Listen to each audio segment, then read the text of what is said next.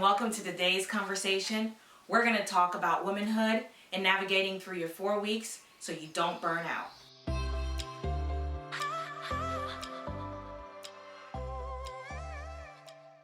Before we begin, I just want to let you guys know that I didn't put on my lip. I just realized that in the middle of this video because I lick my lips a lot.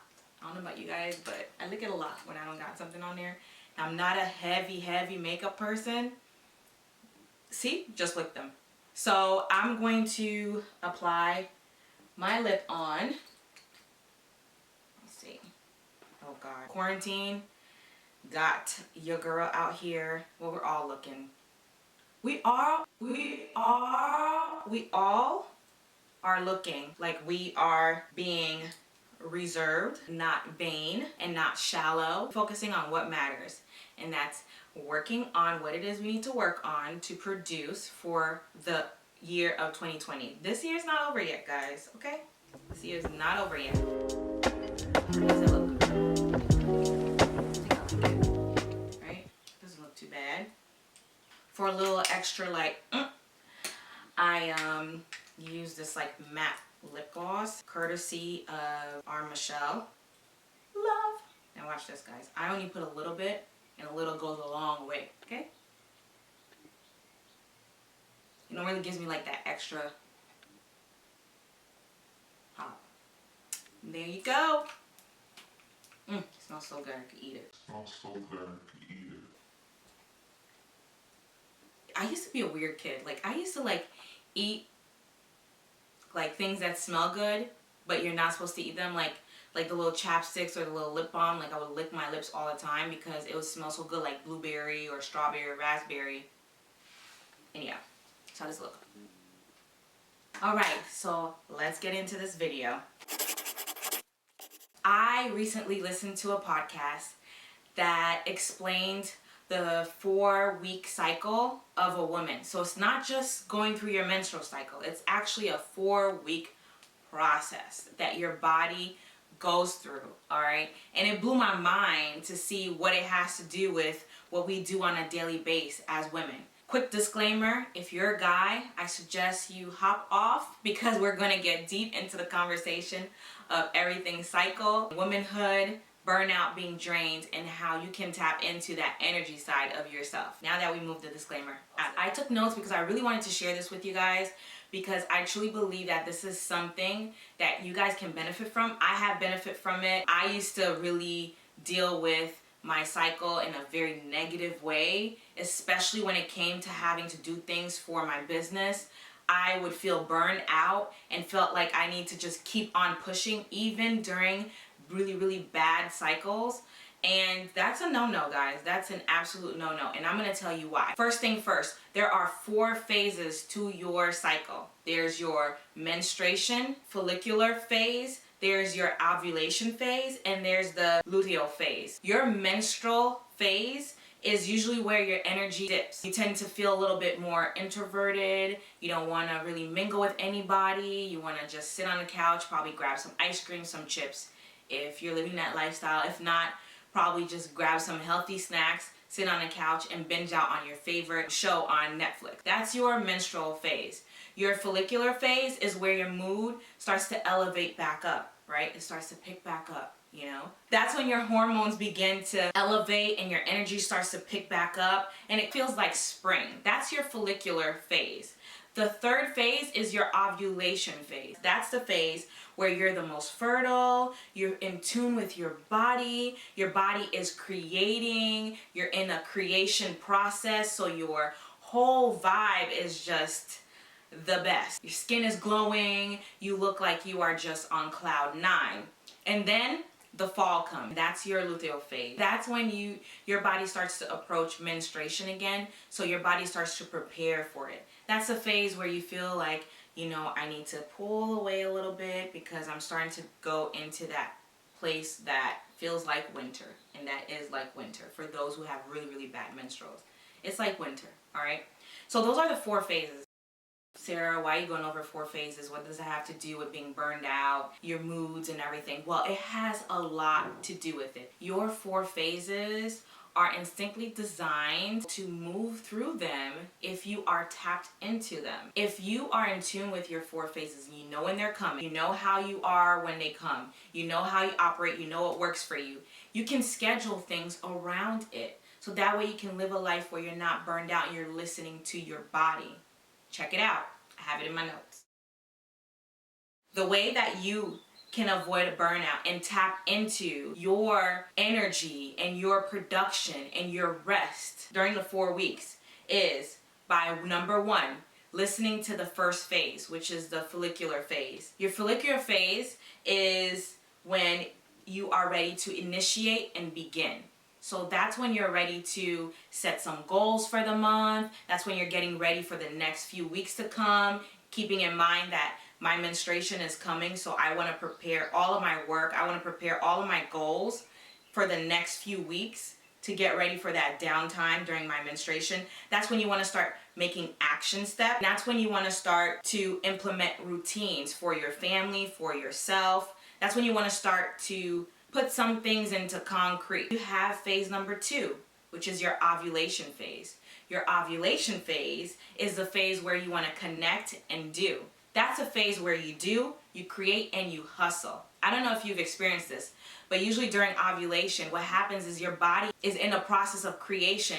And so your body and who you are, you start to feel a sense of purpose. And so that's where, that's the best time for you to release masterclass or release that virtual class, release that business or release an offering or a service. That's when you want to create, do, and hustle and get things done, right? That's your ovulation, because you're just in that place where your body is creating. So you're just like feeling good. Then you go into your 3rd phase, which is the luteal phase, and that's fall. So that's when you actually start to pull away after leaving summer, which is the ovulation phase. You start to get ready for fall. That's the phase that's called the close and complete. You want to close and complete any loose things that are hanging. You want to pull away and start to get ready and be gentle with yourself and say, okay, you know what? Any goals that I did have, I'm going to try to see if I can finish them. If I can't finish them, then I'm going to have to just slow down and start to pull back a little bit, because you want to get ready for winter. Winter is phase 4, your menstrual phase. That phase is your rest and recharge phase. That's the phase where you want to be able to be gentle with yourself. You want to be able to be kind to yourself. You want to rest so that way you can recharge and receive. You're only as good to the people around you as you are to yourself. And so if you're not good to yourself, you won't be as good to people around you. So you need to pay attention to what your body is telling you. I don't need my notes anymore. I don't know if you've experienced this. During your menstruation, that's really a time where you feel like you want to pull back, stay in bed, but that's the best time for you to meditate. That's the best time for you to go into deep thinking, to think about, okay, what can I do to get ready for the few weeks coming up? What have I done that's good? What have I done that hasn't worked? That's when you get into that deep reflection place. So knowing all of the phases and understanding how your body works with them can really, really help you be able to listen to the alarms and listen to the signals. The signals come before the alarm. When we get to that place where we try to push past our menstruation and still try to work from that place, try to work 12-hour, 14-hour days as an entrepreneur, a solopreneur, you get burned out because of the fact that you're pushing past what your body is telling you. Like, listen, now is not the time for us to enroll in this class. This is a time where we need to rest and recharge. How does this work for someone who's in business, or someone who's in school, someone who's a mom, someone who's in ministry? If you have something that you're looking to plan or release, best time to release it is during your ovulation. It saves a lot of stress. It saves a lot of trouble when it comes to that burnout time. Some people get burned out after 6 months to a year of doing something and really moving past what their body is telling them. They get burned out. Stress is the most toxic and lethal thing for your body. There's no good stress. People who have constant burnouts after burnouts will end up having chronic stress. And you don't want to put your body in a place where it's consistently stressing, Because then what happens is your body starts to send you signals like, hey, we need to chill, we need to relax, I have a headache, or I'm not feeling well, or this menstrual cycle is the worst out of all of them. What is my body telling me? You want to listen to those signals before those signals become alarm. As a woman, I know we do a lot. We do a lot. If we are able to tune into our bodies and understand what it's saying to us, then we have an advantage. Guys, we have a power that we are blessed with by God that men don't possess in the way that we possess it, and that's to be in tune. We know when something is wrong. We have that natural instinct, that natural intuition. I think from right now moving forward, if anything, what this season taught us is the fact that we need to be paying attention to everything in seasons. What is this season telling me? What is it that I need to do in this season to prepare for next season?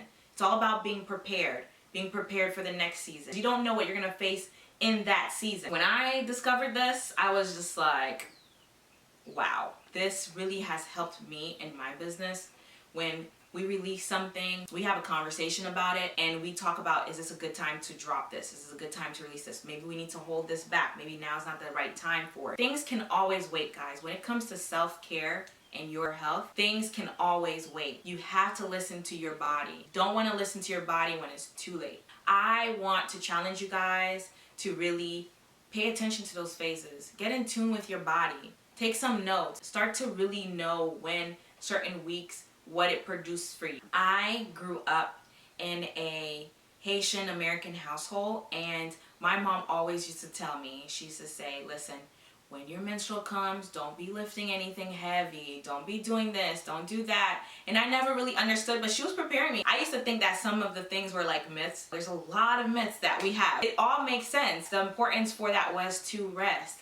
During your menstruation, you have to rest and recharge. I'm going to comment in the description box the podcast that I listened to. I thought it was really amazing. It really helped me, and I know that it will help you. If you guys like this video, give me the thumbs up. Comment below, subscribe to my channel, and share it. I can just, reach just someone out there. That's what's the most important goal for this YouTube channel. Let me know what else you guys want to see or want me to talk about. Share it down below in the comments, and I'll listen. I'll try to create some content for that. It took me a while to shoot this video because of the fact that first it was raining, and then there was rain sound, and I don't have a mic right now.